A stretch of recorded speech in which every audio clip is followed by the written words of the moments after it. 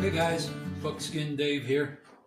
So we talked about the breech loading, muzzle loading rifle yesterday, and that brought me to another section of some of the old time muzzle loading, and that was the muzzle loading and cartridge, was the false muzzle. And I did a little research on that. I mean, I've known about them. There was remember the books of buckskinning? There was like 8 or 9 of them that came out. I think Muzzleloader magazine put them out, and I'm talking 70s. And there was an article in one of them about a big bench gun, and this thing was huge. I mean, it had a barrel that big around, and it sat on a bench, and it was a caplock, and it caplocked from the bottom.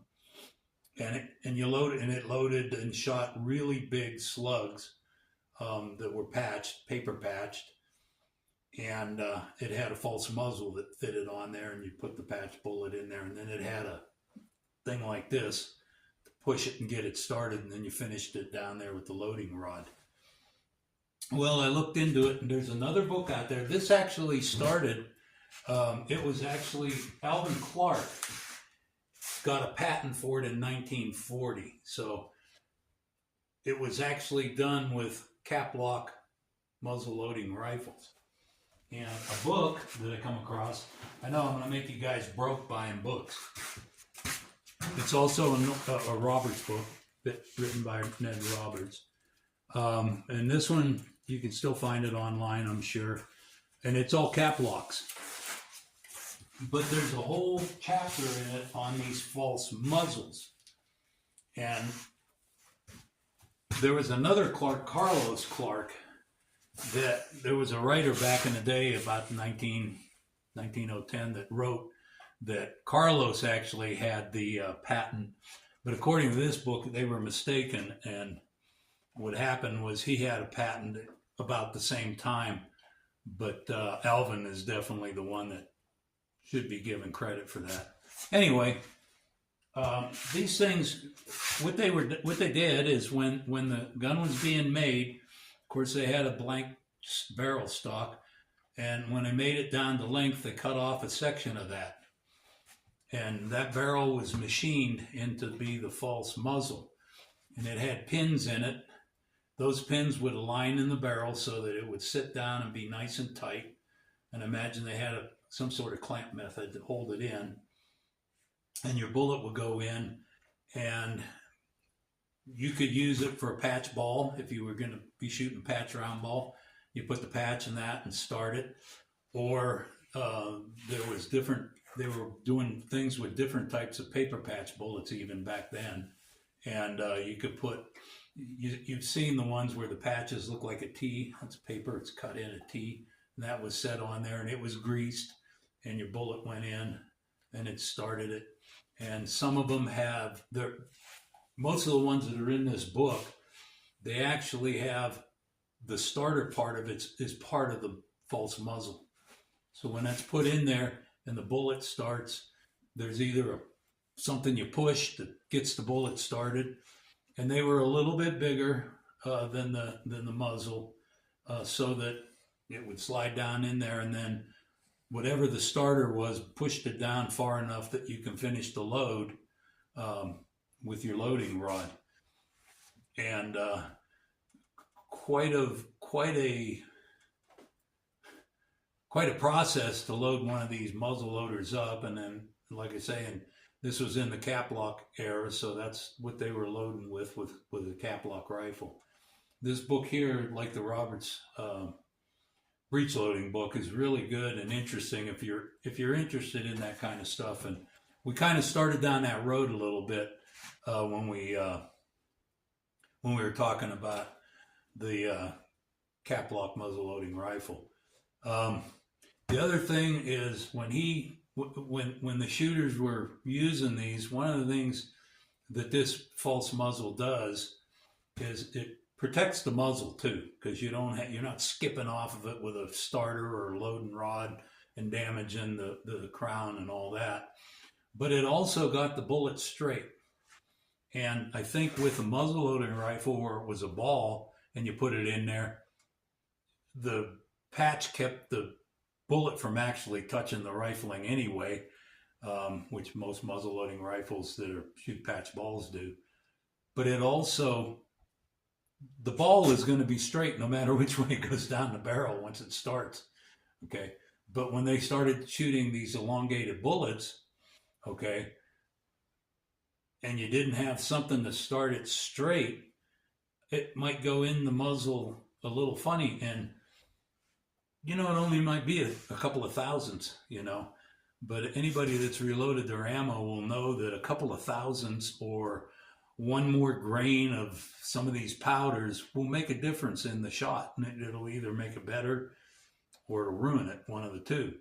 And so this false muzzle also kept that bullet perfectly concentric with the bore.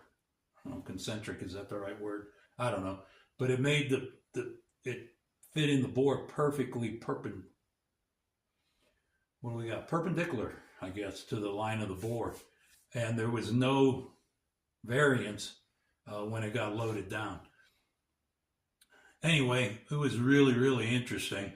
And I thought I'd kind of share that with you.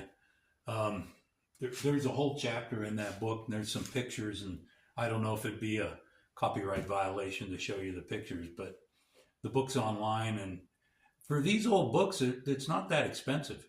They're probably more than they cost back in the day, but they're not that bad if you're interested in it. So yesterday it was, I don't think it hit 40 degrees yesterday, and it was kind of cold to do much outside. The sun was shining, there was no wind, but it was cold. So today it's a little cold, it's warming up now, and I'm going to go out and shoot in a bit. And if you have a cup of coffee, you can come out and join me. I've been spending some time on the loading bench, loading up some of the shots that I shot here in the last week, and kind of cleaning up that stuff. So let's go out and fire a couple of rounds, and then we'll come back in and warm up our coffee and talk some more. Okay, I'm going to shoot a half a dozen rounds here. Just, it's not very far, about 35 yards, 40 yards. It's just a exercise in shooting offhand. And I try to denote a couple of rounds a couple of times a week. So here we go. I'm shooting the number 1 rolling block with a black powder duplex load, 450 grain bullet with a gas check.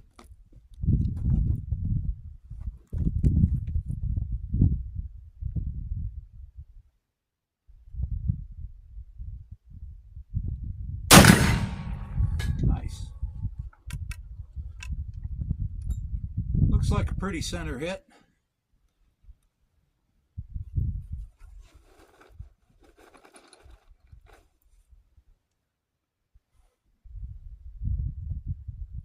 Nice and clean.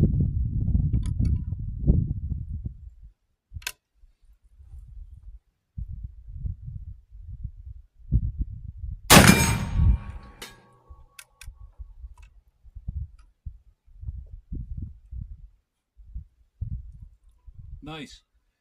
One thing too, shooting a duplex load, your cases are a little cleaner on the inside. Usually there's a little grease around the end. There isn't as much black powder fouling in there. What I do most of the time is I have one of those Hornady case prep stations, and I got a brush, and it spins, and I go in and out with it, and then I can knock out, just a little bit of powder residue. And again, little things make a big difference. If you do that a couple of times and you don't clean that out, that powder residue changes the volume of your brass. Now, it's just a little bit, and it might not make much difference shooting whatever, but after a couple of times, you might notice that your compaction is going to be a little bit more. Whether it'll hurt anything or not, I'm not sure.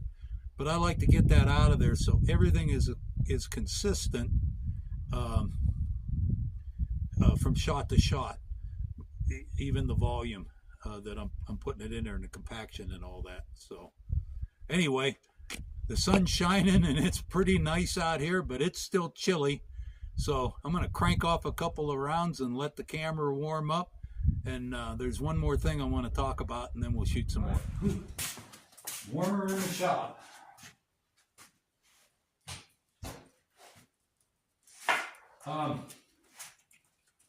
Anyway, it's just chilly enough out there, you kind of need just a little more protection.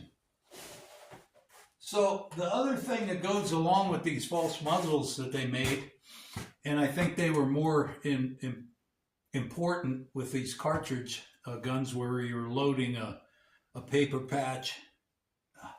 That's better. It's one thing to forget your ears before you shoot, and it's another thing to forget to take them out. They're bullet starters, and any muzzleloader guys, you know, bullet starter is something that has like some type of thing that'll fit up into your palm with a starter end, and you can push a ball partway down a barrel, get it started, and then you can finish it with your wiping stick, your ramrod, or whatever. Well, they had bullet loaders too, and I think as they started going from these balls to these longer bullets, they were more important.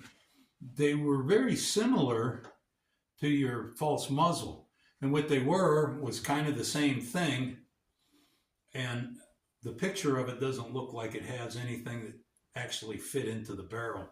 But you would put your bullet and your patch bullet in there, set it on top of the barrel, and then it almost looked like it almost looked like a regular old Mountain Man bullet starter, only it was inside another piece of tubing, steel, barrel-like kind of thing, and it held it perfectly perpendicular horizontal to the bore as it went in.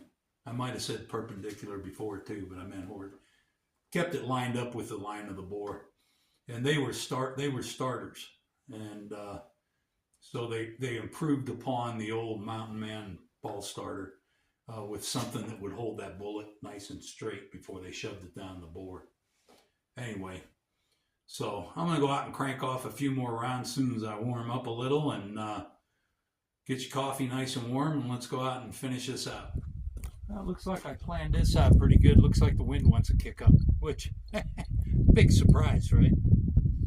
Anyway, I'm going to shoot until it gets in my way. Remember to get your eyes and ears on when you're shooting these black powder guns.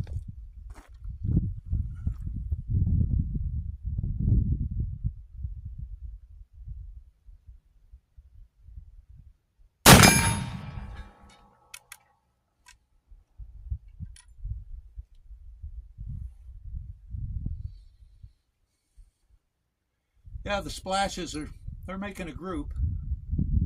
So for offhand shooting, it's a tight enough group for me.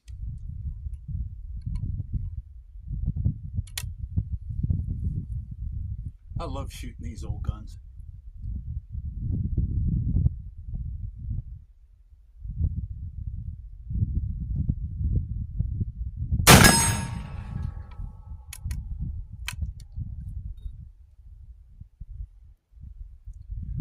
Well, I'm going to shoot a little more, kind of irritate the horses a little more.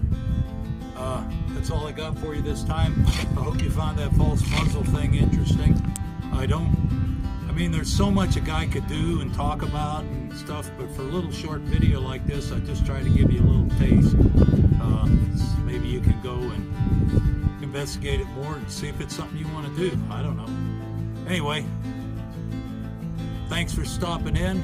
I'm glad to have you in for a cup. I'm Buckskin Dave. Have a great day. I'll see you next time. Hopefully there won't be any snow.